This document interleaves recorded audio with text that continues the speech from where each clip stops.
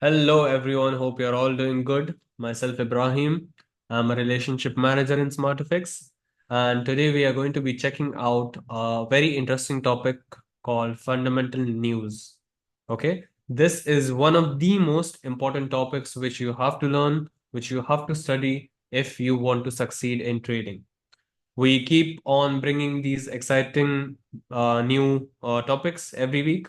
I myself teach on Monday in Hindi and on Wednesdays in English. So please keep it up, keep joining. And if you have any questions, you have my details as well on this number. Okay.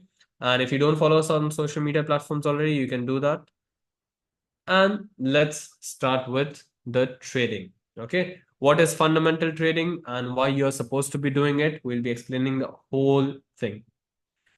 When you look at a trading strategy, okay, there are four things which come under trading strategy. What are those? Fundamental, sentiment, technical analysis, and risk management. I'll go through each one of them and then I'll specify one of them. Okay. Fundamental analysis. Now, what is fundamental? When you are checking what is happening with the currency or the country. Okay. Fundamental basically means you're looking at the political and economical factor of the country's currency.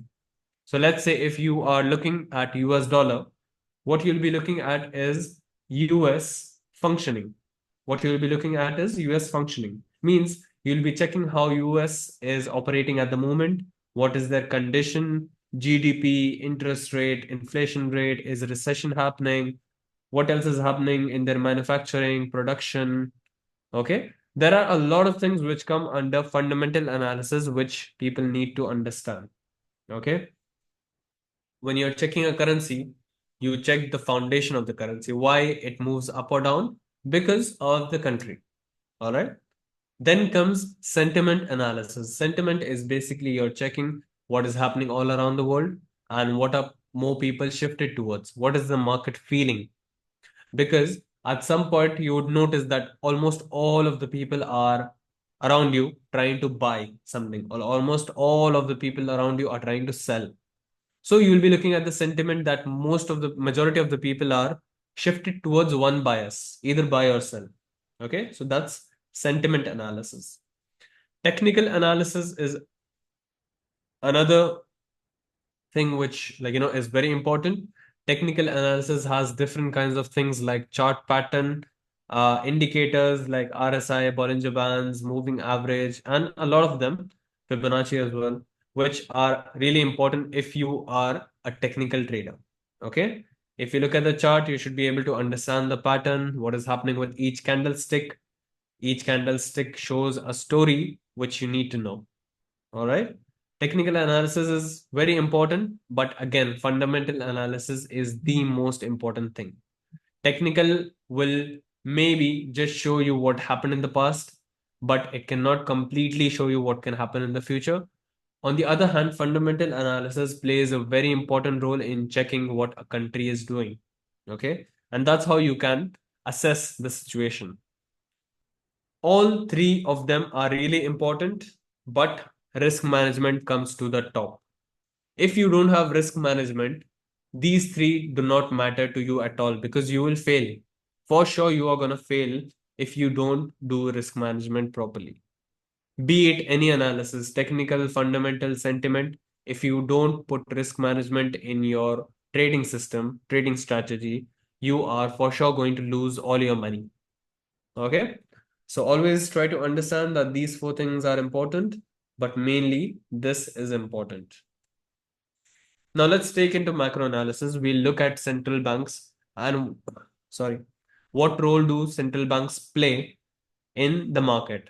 Central banks play a very huge role since they are the ones deciding all the important data. Okay, so we'll look into it. When you're checking macro analysis, you will check central banks, okay, which all central banks are the most important ones, which are shifting the market. Secondly, you will check the economic indicators. What are the economic indicators saying? What is happening economically? How's their GDP? How's their interest rate, inflation rate, manufacturing, production, development? Okay. All these things you'll be checking. And then comes the making sense to it part. Means you will check what is central bank doing and you will make an assumption of what is the economic indicator at the moment. And that's how you will try to make a sense of what is going to happen next. Okay, that's how you predict, somewhat predict. If you are able to predict 60 to 70 percentage, that is more than enough to know that you have good sense of prediction. Plus central banks and economic data is very important. Okay, that is what you're looking at. Now when we are looking at central banks, there are 8 major central banks in the world which you should be looking at when you are trading. These 8 central banks are the most important ones, so please pay attention. US Federal Reserve, European Central Bank, Bank of England, Bank of Japan, Swiss National Bank, Bank of Canada, Reserve Bank of Australia, and Reserve Bank of New Zealand. These currencies, if you see them, they are the very volatile currencies, mostly US dollar and euro and GBP and JPY. These four are the most volatile currencies, which will shift a lot in a day. Okay, so you should be looking at these four currencies mainly. And if you're interested in these as well, this is fine too. Okay, what this means is that when you're checking the banks, okay, what they do is what we're going to see right now. If the economy is too strong, okay, too strong, central banks need to step in to prevent hyperinflation. Inflation, what is inflation? I'll explain it. Inflation is when the price keeps rising and people are not able to afford it. Only multimillionaires or billionaires are able to afford something. That is called hyperinflation. When something is very cheap at for some time and then the price keeps rising because the supply is less, that's when hyperinflation happens. And that is when central bank needs to step in. Okay, if the economy is too weak, then central bank needs to step in to prevent recession. Recession happens when the companies are not earning at all. Okay, and that's when they start laying off people. Since they are not getting much profit, what they do is they start laying off people from the company, and unemployment is in a rise. So that is a very economically weak situation where central bank needs to step in. Central banks, how they control interest rates. Now we look over interest rates which are controlled by central bank. When there is a lot of inflation, interest rates are being raised to curb overspending. Okay, curbing overspending will make the interest rates go high. To lower it, they'll encourage spending and bolster economy. If they want to lower interest rates, what they'll do is they'll lower it to encourage spending and bolster economy. Means money is getting pumped into the economy. Okay, when they raise the interest rate, money is being taken from the economy. Okay, easy.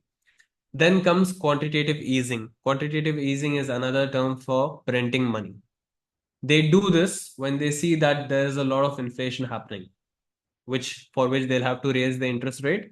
What they'll do is implement this method to pump money into the economy.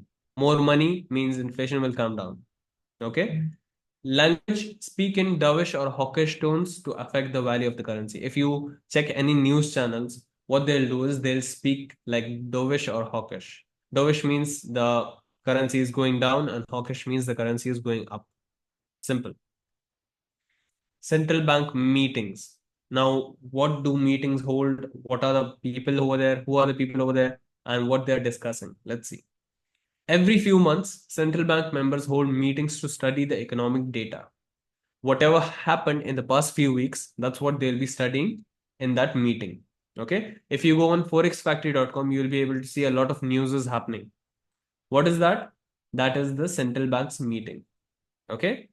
If they raise, drop, or hold interest rates, is the current situation where they'll check if they should raise, drop, or hold economic interest rates to look at the situation again. Raise interest rates means generally currency weakens. Strengthens, sorry. Strengthens. When they raise the interest rate, currency value goes up. If they drop the interest rate, generally currency value goes down. It weakens. And if they hold the interest rate, depends on the economic indicators now. what is happening economically, you'll have to check. Just because they're holding interest rates doesn't mean it will stay the same. Like, US dollar will not stay the same. Its market will still go up or down depending on the other economic situations. Depends on whether the decision is in the line with expectations. So this is the cycle of economy. I'll start from higher employment rate. Okay. When there is higher employment rate, there is increased spending. Companies are spending more. Okay. More on people. People are spending more on like, goods, stuff and everything. And if they are spending more on goods and stuff, that means supply is lesser than demand. Demand is much more high than supply. So what happens? Prices rise at that time. When prices of things rise, what is it called? Inflation. Then comes fear of overspending and hyperinflation. When they check that the inflation rate is rising rapidly, price of everything, bread, milk, everything is going up. That's the fear of overspending and hyperinflation. So what central bank does is they increase the interest rate. Okay. So exports become more expensive and currency appreciates. If currency appreciates, what they'll do is they'll not be able to buy much more. Okay. People spend more prudently. Okay. When they buy more, currency appreciates. Obviously, when the price goes up, people will buy more. Okay. And people who spend more prudently, they will put the money back into the economy. Economy pulls back. Stock market pulls bank. Bank means they are getting all the money back from the people. Then comes fear of underspending and deflation. When the economy pulls back, prices of everything goes down. So people are not spending more. Demand is more than supply. Demand is lesser than supply. So what happens naturally? Price of everything goes down.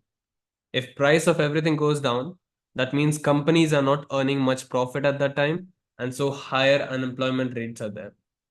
If companies are not earning profit, obviously what they are going to do is they are going to let go of many of their people. So that means higher unemployment rate. Then central bank decreases interest rates or launches quantitative easing program from which currency depreciates and better economy, better stock market. Okay. When there's better economy, people tend to hire more people, higher employment rate. Okay. This is how the cycle of economy works. Macro meetings, the end decision, which you are going to check, is either it's poor bad, okay, poor or bad, means they are going to lower interest rates, exercise quantitative easing. They're going to lower interest rates. That means the currency also depreciates at that time. And they're going to pump more money in the market. Okay. If the economic performance is strong or good, they increase the interest rates and exercise tightening. Okay. Currency appreciates at that time. When you look at economic indicators, there are so many of them which play a huge and important role in the market. When you check these news is coming out, you will be able to see that there is a lot of price movement and change, quick change, like around 200, 300 pips change in 1 minute. Okay, 1 second actually, when these news come out. Why is that? Because this plays a huge important role in US dollar if you are checking US dollar or any other currency as well. Okay. So non-farm payroll, unemployment claims, unemployment rate, claimant count change, GDP, inflation data is this one. Inflation, interest rate, everything over here. Okay. Consumer price index, CPI, retail sales, manufacturing index, ISM, CPI, again, PP, so many other. Okay.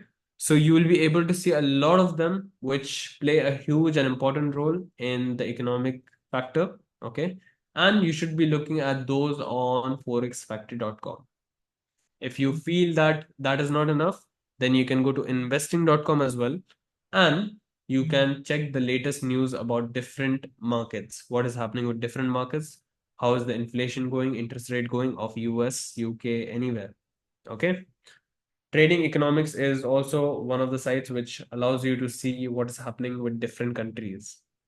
You can check the economical data of different countries, what is happening with them. And forexfactory.com is the best friend of a trader. You should always look at forexfactory.com when you want to do fundamental trading. Look over here now. We will check the forexfactory.com. Okay. First thing you have to notice is what is the date. Okay. Is it today or not? That's the main thing you have to check first. Okay. Is it November 14th? Okay, cool.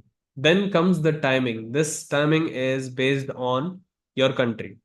So if you're trading in Dubai, Dubai time will be 6:30. Okay. Next, you'll be able to see over here that which currency is this news affecting. If you're checking this, which currency is the news affecting? That means you're checking CHF, USD, GBP, all these other currencies, you're checking whichever it is affecting. When you check over here, there is a yellow file. If you're able to notice that, yellow file, orange file, red file. The most important one is the red file. Orange and yellow will not impact the market as much as the red does. Okay. So most of the times you will have to look at the red one. Then comes actual forecast and previous data. On actual data only comes at the times given. Forecast data will be given on the side from which you have to compare. Sometimes when you check at, let's say, AUD and you open this file over here, you'll be able to see actual greater than forecast is good for currency or actual less than forecast is good for currency. Means if, let's say for AUD, okay, there's no forecast given for AUD. Let's take JPY, prelim GDP. Okay. Now, when you're checking over here, you can see 0.3% is the forecast. And what is written over there? Actual greater than forecast is good for currency. Means if anything comes more than 0.3, okay, that means currency will go up. That means JPY will go up. So whatever currency is on the other side of it, let's say JPY USD, JPY CAD, anything, that will go down opposite to what is happening in JPY. Okay, that's how you notice in the forexfactory.com. If it is less than 0.3, that means it is bad for the currency at that time. So what will happen? The other currency will appreciate comparing to this currency. Okay, simple as that. And if you have any more questions, guys, you can let me know. My number was already given. I'll just tell it again, 052-721-8217. And hope you took some value from this. And if you have any doubts, you can message me anytime. I'm always available. See you in the next class, people. Thank you so much for joining. Bye-bye.